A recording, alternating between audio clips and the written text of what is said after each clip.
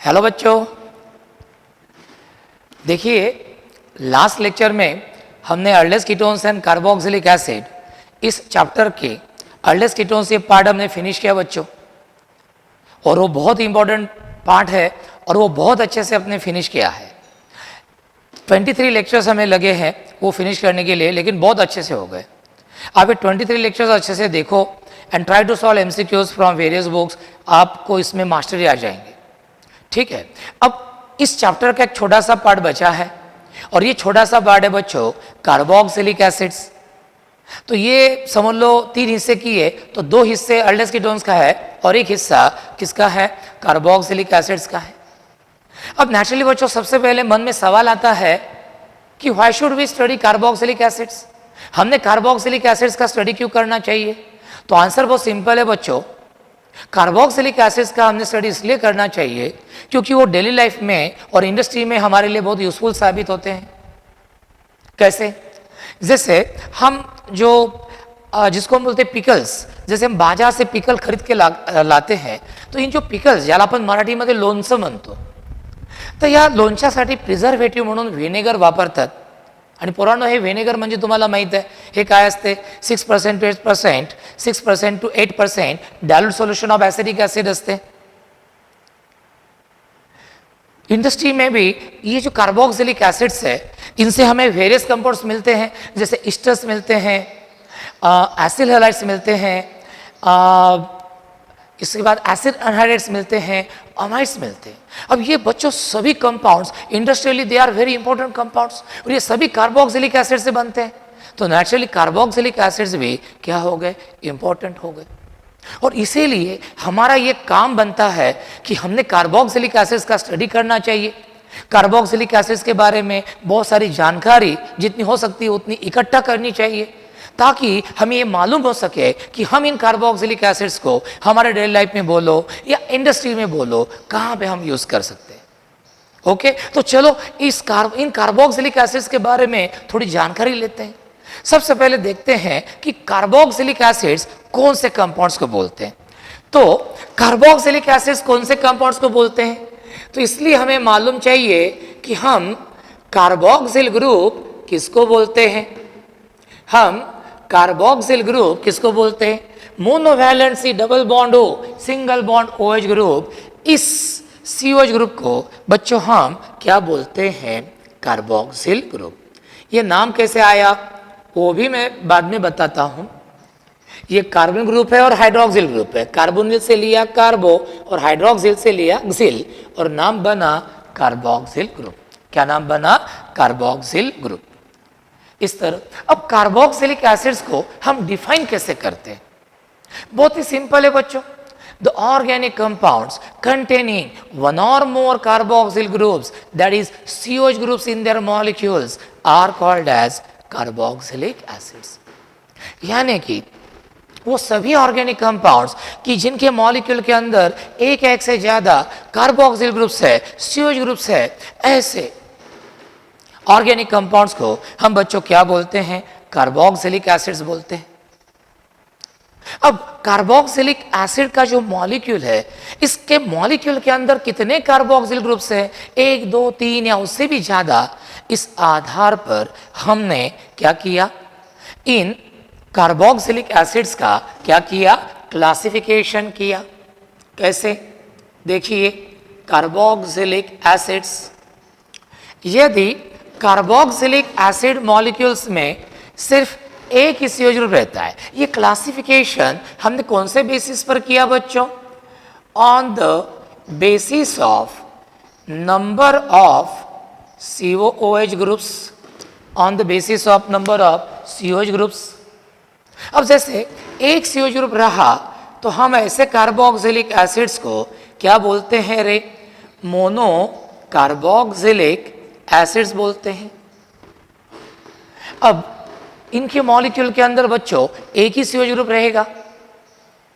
इसमें भी 2 प्रकार है, यदि कार्बन एटम की ओपन चेन है तो एलिफैटिक मोनोकार्बोक्सिलिक एसिड बोलते हैं, और बेंजीन रिंग वगैरह रही तो क्या बोलते हैं, एरोमेटिक कार्बोक्सिलिक एसिड। तो इसके भी 2 प्रकार है, एलिफैटिक कार्बोक्सिलिक एसिड और एरोमेटिक कार्बोक्सिलिक एसिड। जैसे एलिफैटिक कार्बोक्सिलिक एसिड का एग्जाम्पल क्या होगा? ये CH3COH जिसको हम बोलते हैं एसिडिक एसिड। इसके जैसे बहुत सारे हैं, फॉर्मिक एसिड है, एसिडिक एसिड है, propionic acid. Aromatic carboxylic acid में क्या रहती है? One or more benzene rings रहती है। जैसे ये देखो बच्चों, बेंजोइक एसिड, और ये बेंजोइक एसिड ये क्या है? एरोमेटिक मोनोकार्बोक्सिलिक एसिड है। क्या है ये? Aromatic monocarboxylic acid. तो यदि कार्बोक्सिलिक एसिड के मॉलिक्यूल में सिर्फ एक CO ग्रुप रहता है तो ऐसे कार्बोक्सिलिक एसिड्स को हम बोलते हैं मोनोकार्बोक्सिलिक एसिड्स। और यदि इनमें ओपन कार्बन चेन रहती है तो एलिफैटिक मोनोकार्बोक्सिलिक एसिड, और यदि एरोमेटिक रिंग रहती है तो एरोमेटिक मोनोकार्बोक्सिलिक एसिड बोलते हैं। अब अगला पार्ट देखते हैं, नंबर 2, और ये है di carboxylic acids. The carboxylic acids containing two COH groups in their molecules are called as dicarboxylic acids. Example, for example, ये लीजिए COOH, सिंगल बॉन्ड COH, इसका नाम है बच्चों ऑक्सैलिक एसिड। तो ऑक्सैलिक एसिड के एक मॉलिक्यूल के अंदर कितने COH ग्रुप है? 2। तो ये क्या हो गया? Aliphatic dicarboxylic acid. वहीं पे ये लीजिए बेंजीन रिंग पर यदि 2 COH ग्रुप रहते हैं, ये 2 COH ग्रुप रहते हैं ऑर्थो पोजीशन पर, तो इसको बोलते हैं हम थैलिक एसिड। मतलब ये थैलिक एसिड क्या हो गया? ये थैलिक एसिड हो गया एरोमेटिक डाइकार्बोक्सिलिक एसिड। क्या हो गया ये? Aromatic dicarboxylic acid. अब नंबर 3 देखते हैं। नंबर 3 है ट्राई कार्बोक्सिलिक एसिड्स। नंबर 3 क्या है? Tricarboxylic acid. Remember, the carboxylic acids containing 3 COH groups in their molecules are called as tricarboxylic acids. जैसे ये मैं उदाहरण लेता हूँ, CH2, COOH, single bond COH, single bond COOH and single bond CH2COH। अब इसका नाम क्या है बच्चों? Citric acid. ये लेमन में रहता है, और लेमन की जो लेमन फ्लेवर है, जो लेमन की सोर टेस्ट है, उसकी वजह ये साइट्रिक एसिड होता है बच्चों। बराबर है? तो इस तरह से ये हो गया classification of carboxylic acid on the basis of number of COH groups. तो ये हो गया। अब इसके बाद हमारा जो नीट का सिलेबस है या JEE मेन का सिलेबस है बच्चों, इसमें सिर्फ और सिर्फ मोनोकार्बोक्सिलिक एसिड है। एलिफैटिक और एरोमेटिक दोनों का स्टडी है, एलिफैटिक का ज़्यादा है। तो हम कॉन्सेंट्रेट करेंगे सिर्फ इन मोनोकार्बोक्सिलिक एसिड्स पर। चलो देखते हैं। सबसे पहले हम देखते हैं कि हम मोनोकार्बोक्सिलिक एसिड्स किसको बोलते हैं। मोनोकार्बोक्सिलिक एसिड किसको बोलते हैं? सब लोग बच्चों, मेरे पास कोई एक हाइड्रोकार्बन है, जैसे कोई अल्केन है या एरोमेटिक हाइड्रोकार्बन भी ले सकते हैं बच्चों आप, बेंजीन। इस हाइड्रोकार्बन का, चाहे वो एलिफैटिक हो या एरोमेटिक हो, इसका एक हाइड्रोजन एटम आपने एक COH ग्रुप से क्या किया? रिप्लेस। ऐसा करने से जो एक नया कंपाउंड मिलेगा, इसको आप क्या बोलेंगे? Monocarboxylic acids. So how will you define monocarboxylic acids? Very simple. Monocarboxylic acids are considered as the monocarboxyl derivatives of corresponding hydrocarbon obtained by the replacement of one hydrogen atom from hydrocarbon molecule by one carboxyl group. By one carboxyl group. तो इस तरह से ये हो गया hydrocarbon monocarboxylic acid की definition. अब बच्चों, जो हमारे एलिफैटिक मोनोकार्बोक्सिलिक एसिड्स है, एलिफैटिक मोनोकार्बोक्सिलिक एसिड जो है, इनका जनरल फार्मूला क्या होता है? CnH2n+1 single bond COOH, CnH2n+1 single bond COH, where small n is the number of carbon atom and n may be equal to 0, 1, 2, 3, 4, 5 etc.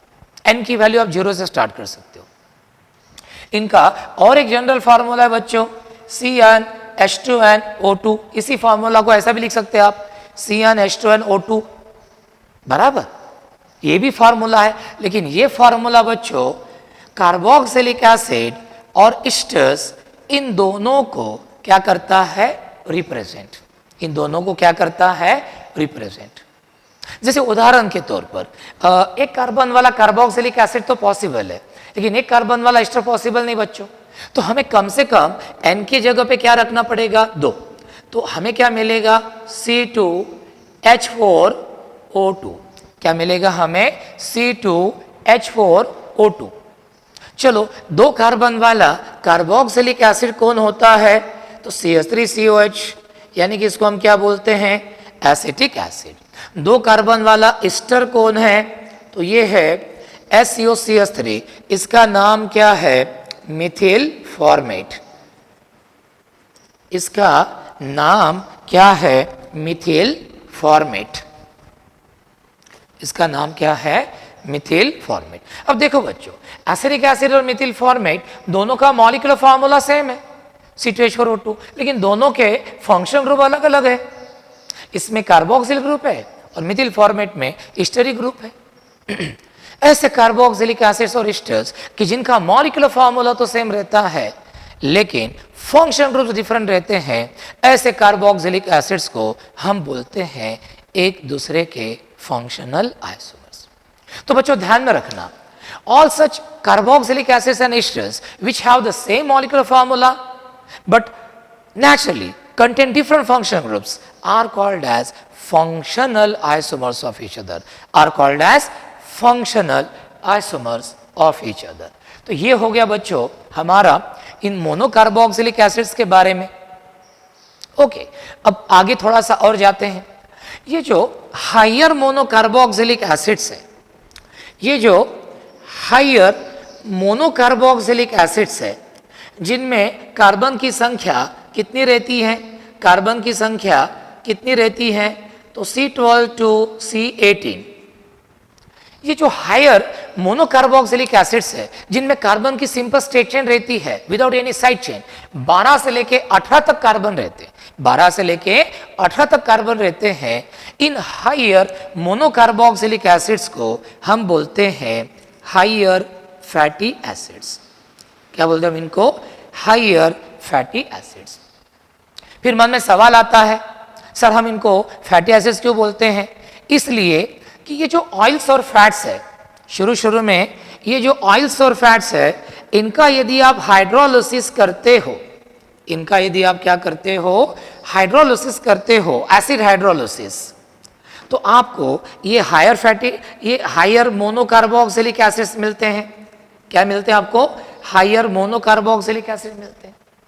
अब ये जो हायर मोनोकार्बोक्सिलिक एसिड्स है, ये फैट्स का हाइड्रोलिसिस करने के बाद मिलते हैं, एसिड हाइड्रोलिसिस करने के बाद फैट से मिलते हैं, इसलिए हमने इनको और एक नाम रखा फैटी एसिड्स। एक्चुअली बच्चों फैट्स या ऑयल्स आप देखेंगे तो what are oils and fats?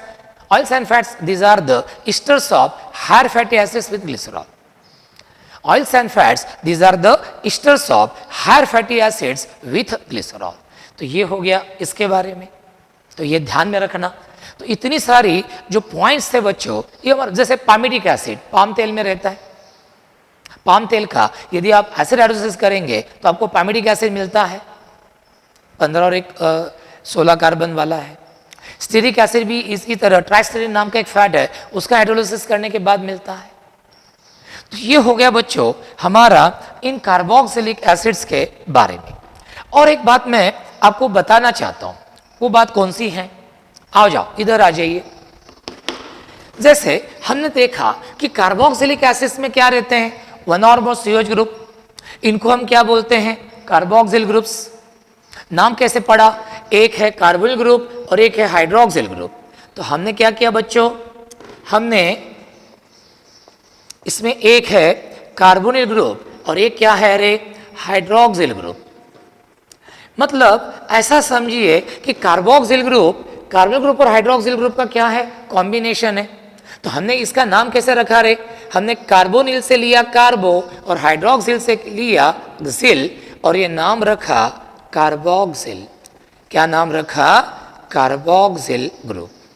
क्या नाम रखा? Carboxyl group. तो आपको समझ में आया कि carboxyl group is the combination of two functional groups, carbonyl group and hydroxyl group. So the name for this group was suggested as carboxyl group. लेकिन साथ में ये भी बच्चों बात ध्यान में रखना कि भले ही carboxyl group, COH group, carbonyl group और हाइड्रोक्सिल ग्रुप का कॉम्बिनेशन है, लेकिन फिर भी कार्बोक्सिलिक एसिड्स ना कार्बोनिल कंपाउंड एल्डेकीटोन जैसी प्रॉपर्टी दिखाते हैं, ना हाइड्रोक्सिल कंपाउंड अल्कोहल फिनॉल जैसी प्रॉपर्टी दिखाते हैं. कार्बोक्सिलिक एसिड ये अपनी अलग ही ओन कैरेक्टरिस्टिक प्रॉपर्टी दिखाते हैं जो एल्डेकीटोन से भी अलग है, कार्बोनिल कंपाउंड से, और हाइड्रोक्सिल कंपाउंड अल्कोहल से भी अलग है. और इसीलिए हमने कार्बोक्सिल ग्रुप वाले इन कार्बोक्सिलिक एसिड्स की क्या बनाई, एक सेपरेट फैमिली बनाई, और इनका स्टडी भी हम सेपरेटली करते हैं. तो ये हो गया बच्चों हमारा किसके बारे में, कार्बोक्सिलिक एसिड्स के बारे में. तो हमने इसमें देखा कि हमने कार्बोक्सिलिक एसिड्स का स्टडी क्यों करना चाहिए, फिर कार्बोक्सिलिक एसिड्स की हमने डेफिनेशंस देखी, फिर कार्बोक्सिलिक एसिड का हमने क्लासिफिकेशन देखा, मोनो, डाई, ट्राई, टेट्रा. फिर मोनो कार्बोक्सिलिक एसिड्स को हमने डिस्कशन के लिए लिया क्योंकि वही हमारे स्टडी को है. उनका general formula, general representation, functional group, ये सब बातें हो गई. कार्बोक्सिलिक एसिड और एस्टर्स फंक्शनल आइसोमर रहते हैं, ये सब हो गया. और भले COH ग्रुप कार्बोनिल ग्रुप और हाइड्रोक्सिल ग्रुप का कॉम्बिनेशन है, लेकिन कार्बोक्सिलिक एसिड की प्रॉपर्टीज कार्बोनिल कंपाउंड से भी अलग है और हाइड्रोक्सिल कंपाउंड से भी अलग है. तो ये हो गया था बच्चों कार्बोक्सिलिक एसिड्स का इंट्रोडक्शन. तो here we are finish introduction of carboxylic acids. हम इमीडिएटली अगले टॉपिक की तरफ जाते हैं. अब हमें कार्बोक्सिलिक एसिड्स के नॉमेनक्लेचर के बारे में देखना है. अब हमें कार्बोक्सिलिक एसिड्स के बारे में किसके बारे में देखना है, नॉमेनक्लेचर के बारे में देखना है. अब कार्बोक्सिलिक एसिड्स की हमारे सिलेबस में दो नॉमेनक्लेचर सिस्टम है, जो सिलेबस में उत्तर मैं बताता हूँ. एक है कॉमन नेम और ट्राइवल नेम सिस्टम, और दूसरी है IUPAC और जिनेवा नेम सिस्टम. कुछ लोग उसको IUPAC भी बोलते हैं. सबसे पहले हम देखते हैं कॉमन नेम और ट्राइवियल नेम सिस्टम. सबसे पहले बच्चों हम देखते हैं कॉमन नेम और ट्राइवियल नेम सिस्टम. देखो बच्चों, कॉमन नेम सिस्टम या ट्राइवियल नेम सिस्टम सबसे ओल्डेस्ट नॉमेनक्लेचर सिस्टम आपको मालूम है. जब हमें गिने चुने कंपाउंड्स मालूम थे उस वक्त ये दी गई थी, और छोटे छोटे कंपाउंड्स के लिए अच्छी भी है. एक्चुअली हर कंपाउंड्स के कॉमन नेम्स से हम ज़्यादा फैमिलियर है, लेकिन आगे आगे जो हायर कार्बोक्सिलिक एसिड्स है उनके लिए ये सिस्टम फेलियर हो जाती है. इसलिए फिर वहाँ पे हम IUPAC बोलो या IUPAC सिस्टम हम यूज़ करते हैं. अब अभी देखते हैं कि हम ये जो हमारे कार्बोक्सिलिक एसिड्स है, इन कार्बोक्सिलिक एसिड्स के हम कॉमन नेम कैसे लिखते हैं, तो वो थोड़े से हम देखते हैं. इंटरेस्टिंग बात है, साइंटिस्ट लोगों ने कार्बोक्सिलिक एसिड को सबसे पहले जिस सोर्स से मिलाया, साइंटिस्ट लोगों ने कार्बोक्सिलिक एसिड को सबसे पहले जिस सोर्स से मिलाया, जिस चीज, वस्तु, प्राणी से मिलाया, उस सोर्स के नाम पर से ही उन्होंने उस कार्बोक्सिलिक एसिड का नाम डिराइव किया, तैयार किया, बनाया. कैसे देखते हैं. चलो, आपने सीखा है, ये बेसिक में सीखा है. चलो इधर फोकस कीजिए.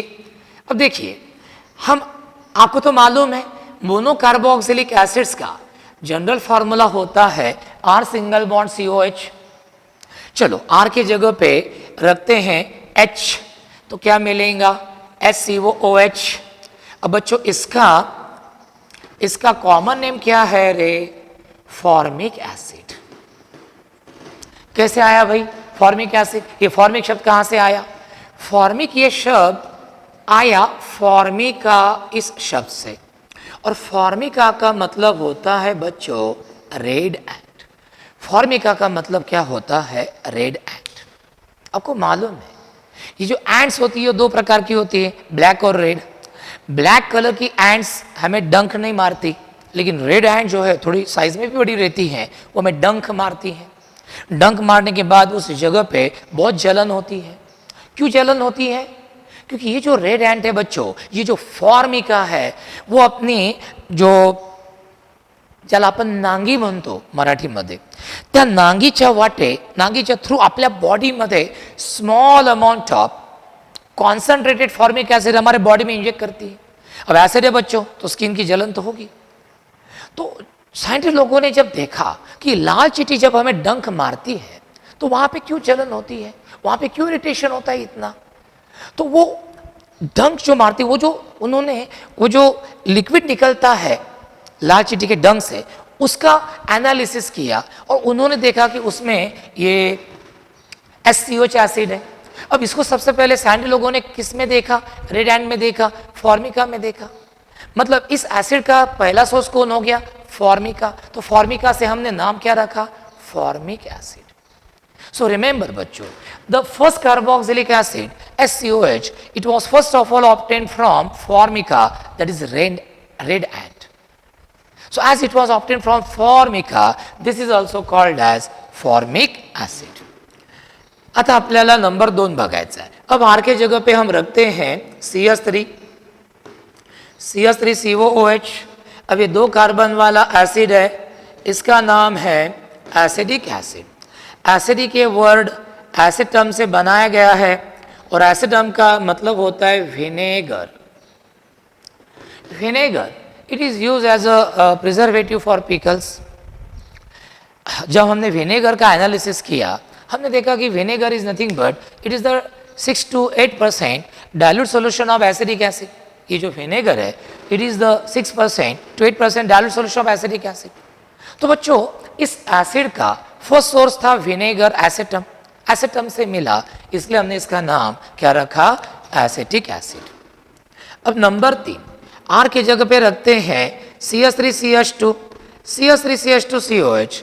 इस 3 कार्बन वाले कार्बोक्सिलिक एसिड का कॉमन नेम है प्रोपियोनिक एसिड। प्रो का मतलब होता है फर्स्ट, प्रो का मतलब होता है बच्चों फर्स्ट, और पियोन का मतलब होता है फैट्स। पियोन का मतलब क्या होता है, फास्ट। तो प्रोपियोन का मतलब होता है फर्स्ट फैट, प्रोपियोन का मतलब क्या होता है, फर्स्ट फैट। तो साइंटिस्ट लोगों ने इस प्रोपियोनिक एसिड को फैट में देखा होगा फॉर द फर्स्ट टाइम, इसलिए उन्होंने इसका नाम रखा प्रोपियोनिक एसिड। क्या नाम रखा इसका, प्रोपियोनिक एसिड। नंबर 4 अब हम ये देखते हैं CH3CH2COOH। ये 4 कार्बन की नॉर्मल चेन वाले एसिड का नाम है बच्चों एन ब्यूटिक एसिड। कैसे नाम पड़ा एन ब्यूटिक एसिड, ब्यूटेरिक ये वर्ड डिराइव किया गया ब्यूटीरम से, और ब्यूटीरम का मतलब होता है बटर। बटर जिसको हम हिंदी में मक्खन बोलते हैं, ज्याला आपण मराठीमध्ये लोणी म्हणतो।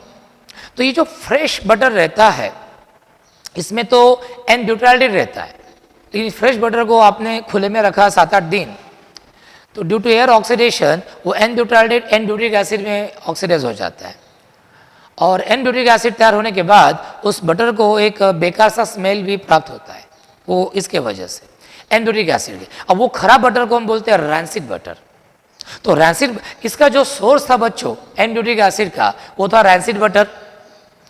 रैंसिड बटर ब्यूटेरियम, इसलिए ब्यूटेरियम से हमने नाम बनाया ब्यूटेरिक एसिड।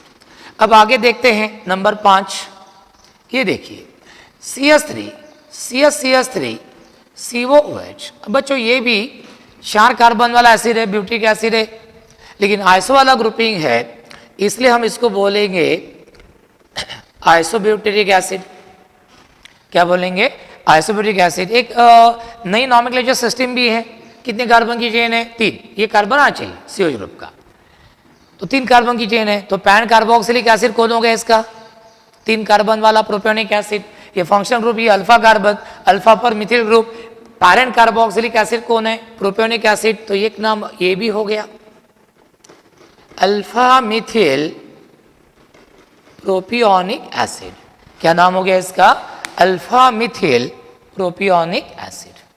लेकिन ये नाम ज़्यादा कोई यूज़ नहीं करता, हम ज़्यादातर ये नाम यूज़ करते हैं आइसोब्यूटेरिक एसिड। अब देखते हैं नंबर 6। नंबर 6 है CH3CH2 CH2 COH। देखो ये, अब ये 5 कार्बन की नॉर्मल चेन वाले एसिड का नाम है बच्चों एन वैलेरिक एसिड। वैलेरिक एसिड, ये वैलेरिक शब्द जो है ये वैलेरियन से डिराइव किया गया। ये 5 कार्बन की नॉर्मल चेन वाला ये एसिड कहाँ से मिला हमें? Root of valerian plant. Root of valerian plant. ये वैलेरियन प्लांट एक पेरिनियल प्लांट होता है ना। पेरिनियल प्लांट मतलब सदाबहार, सदाहरित प्लांट जिसको हम बोलते हैं। तो ये जो वैलेरियन प्लांट है इसके रूट्स में ये पाया गया, इसके रूट्स में ये पाया गया। तो वैलेरियन प्लांट में देखा गया, इसलिए इसका नाम हमने क्या रखा? N valeric acid. क्या रखा? N valeric acid. अब ये देखिए CH3, CH3, CH2 और COOH। अब ये भी 5 कार्बन है टोटल, ये भी वैलेरिक एसिड है, आइसो वाला ग्रुपिंग है, इसलिए हम इसको क्या बोलते हैं? Iso valeric acid. एक नाम ये भी हो गया। बीटा कार्बन पर मिथिल है इसलिए बीटा मिथिल। 4 कार्बन की चेन है तो 4 कार्बन वाले एसिड को क्या बोलते हैं? Butyric acid. तो इसका नाम हो गया beta methyl butyric acid. Beta methyl butyric acid. तो ये हो गया। तो कितना आसान है बच्चों। Remember the common names of carboxylic acids are obtained from the names of their sources from which they were first of all obtained.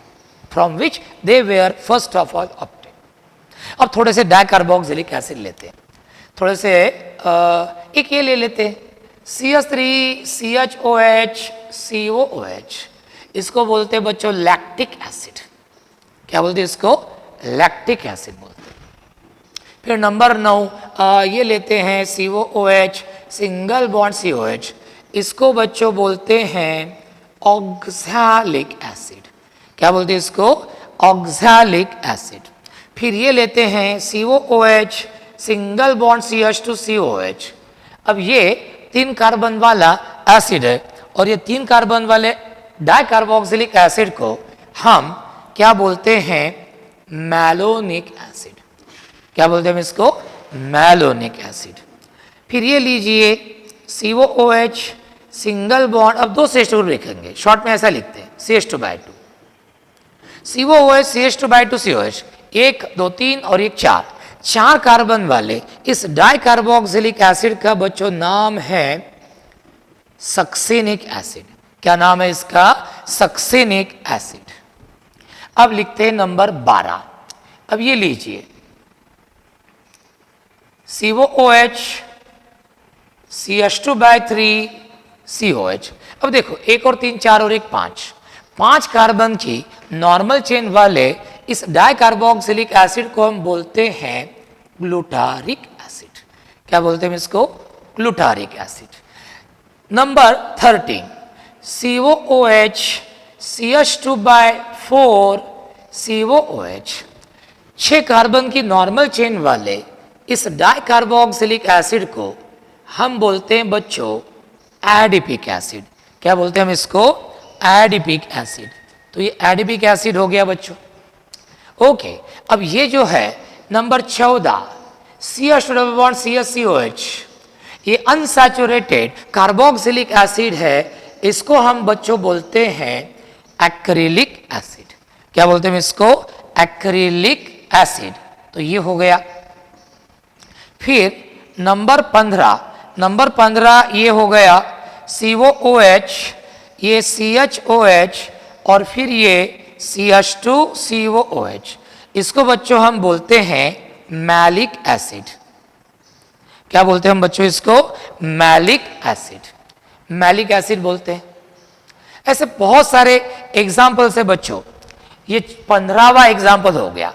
ठीक है, अब वहां पे जगह नहीं तो थोड़ा सा इधर लेते हैं, है ना, इधर लेते हैं 16। अब ये देखिए ये बेंजीन रिंग पर 2 CO ग्रुप है समझ लो, एक यहां पे और एक यहां पे। इसको हम बोलते हैं बच्चों थैलिक एसिड। क्या बोलते हैं हम इसको? Phthalic acid. फिर इसके बाद हमने ये लिया, समझ लो ये CO ग्रुप है और ये CO ग्रुप है, मतलब मेटा पोजीशन पर है, तो इसको बच्चों बोलते हैं आइसोथैलिक एसिड, बराबर है। अब समझ लो ये CO ग्रुप ऐसे है, पैरा पोजीशन पर है, तो इसको क्या बोलते हैं हम, टेरेफ्थैलिक एसिड। क्या बोलते हैं हम ये, टेरेफ्थैलिक एसिड। तो ये 3 एसिड हो गए हमारे। CO ग्रुप ऑर्थो पोजीशन पर बेंजीन के थैलिक एसिड, मेटा पोजीशन पर आइसोथैलिक एसिड, पैरा पोजीशन पर टेरेफ्थैलिक एसिड, टेरेफ्थैलिक एसिड। तो ये हो गया बच्चों हमारा। अब इधर आ जाइए। अब देखो जगह नहीं है तो इसलिए इधर लिख रहा हूं मैं। ये देखो ये CO ग्रुप और ये OH ग्रुप। यदि OH ग्रुप CO ग्रुप के ऑर्थो पोजीशन पर रहता है तो हम उसको बोलते हैं सैलिसिलिक एसिड। हम इसको क्या बोलते हैं, सैलिसिलिक एसिड। तो ये सैलिसिलिक एसिड है, समझ में आ गया, सैलिसिलिक एसिड। और ये देखिए लास्ट एग्जांपल, ये देखिए लास्ट एग्जांपल, ये CO ग्रुप है और इस पैरा मेटा पोजीशन पर मिथिल ग्रुप है। अब ये नहीं रहता तो हम क्या बोलते थे, टोलोइन, और ये नहीं रहता मिथिल ग्रुप तो क्या बोलते हैं, बेंजोइक एसिड। और ये मेटा पोजीशन पर है तो हम क्या करते हैं, मेटा, टोलोइन से लिया टोल्यू और बेंजोइक एसिड से क्या लिया, इक एसिड। तो इसका नाम हमने रखा टोल्यूइक एसिड। इसका नाम बच्चों हमने क्या रखा, टोल्यूइक एसिड। और मेटा पोजीशन पर है इसलिए मेटाटोलिक एसिड। कैसे नाम लिखा, इसका नाम क्या है, बेंजीन पर methyl group toluene, methyl group ने रहा सिर्फ ये रहा तो क्या बोलते हैं, बेंजोइक एसिड। अब दोनों मेटा पर इसलिए मेटा, टोलोइन से लिया टोल्यू TOLU और बेंजोइक एसिड से क्या लिया, इक एसिड। और नाम क्या रखा, क्या नाम रखा, मेटाटोलिक एसिड। क्या नाम रखा, मेटाटोलिक एसिड। तो बच्चों इस तरह से ये सब नाम हो गए। तो ये नाम आप अच्छे से तैयार कीजिए। ये सब बहुत सारे एग्जाम्पल हो गए, 16, 17, ये 18th हो गया हमारा, और ये 19 और ये 20। बच्चों कॉमन नेम सिस्टम में 20 एग्जाम्पल्स यानी बहुत हो गया, मोर देन सफिशिएंट हो गया।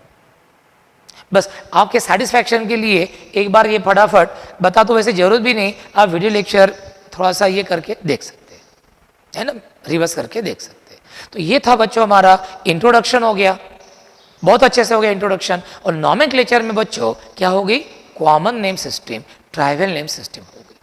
तो बस मेरी आशा है कि ये बस आप अच्छे से कर लो नाम वगैरह। और ये हो गया कि कल हम अगले लेक्चर में देखते हैं IUPAC nomenclature system for carboxylic acid. ठीक है बच्चों, थैंक यू।